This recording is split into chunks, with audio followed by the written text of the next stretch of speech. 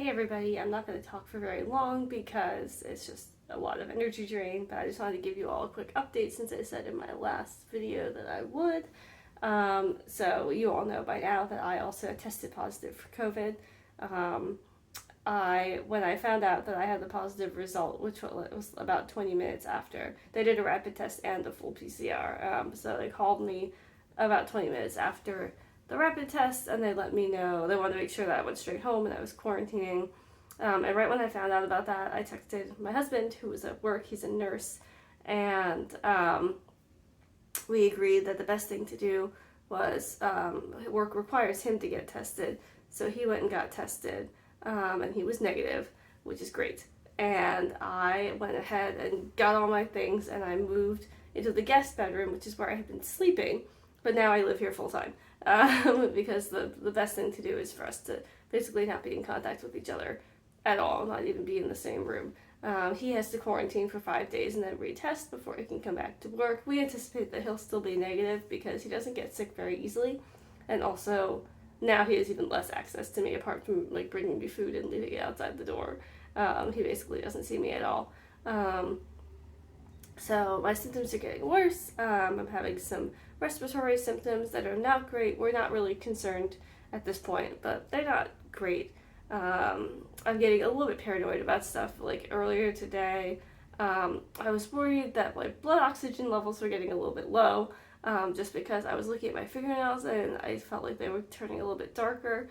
I also had like the vestiges of some dark nail polish from Thanksgiving on, so I like went and took that off so I could see better. And I don't think they're perfect, but I think they're probably fine. I think the anxiety is just because I have a pulse oximeter coming in the mail, but it's not here yet. So then when you can't take a measurement that you really want to take, you just like try to think of like other ways that you could assess yourself, and that ends up like making you anxious and paranoid. And other than that, I've been tired. I'm coughing a lot. I have no energy. It's just pretty rough. I don't have a fever, but my temperature was going up a little bit. And so I have just been resting a lot, dealing with mental health stuff. It's pretty common to feel like guilty or bad about yourself when you get COVID. You know, I had kind of an irrational worry that like people that I had seen, even though I wore a mask, it was safe, that people that I had seen weeks ago would maybe think twice before seeing me again if they knew that I had managed to get COVID, even though I know that I got it in one random specific incident, and that I've been taking all the precautions, and it's still hard. You still blame yourself for getting COVID, even though it's not. Getting COVID is not a personal failing, but you still blame yourself sometimes for getting it. You feel guilty. You feel bad that this happened to you. So I've been dealing with that, but it's getting better. I'm just trying to remember that it's a contagious disease. That's my cat. It's a contagious disease. It's a pandemic for a reason, and that reason is because it's very contagious.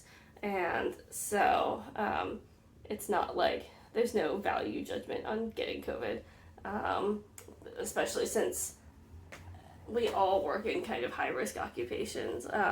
My sister the most because she's in education, but, you know, I work in retail food service, and so I am also very public-facing, and with my husband being a nurse, we're all just in very high-risk occupations, so statistically we are more likely to have an issue. So I'm hoping that I get better.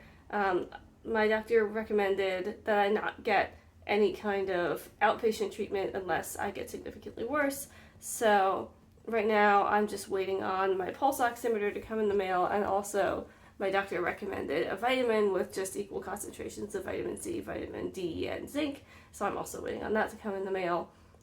Taking ibuprofen if I feel achy, and resting a lot, trying to keep moving, trying to keep hydrated, trying to eat enough, and so far that's about it. So I'll keep you all updated, but that's where we're at right now.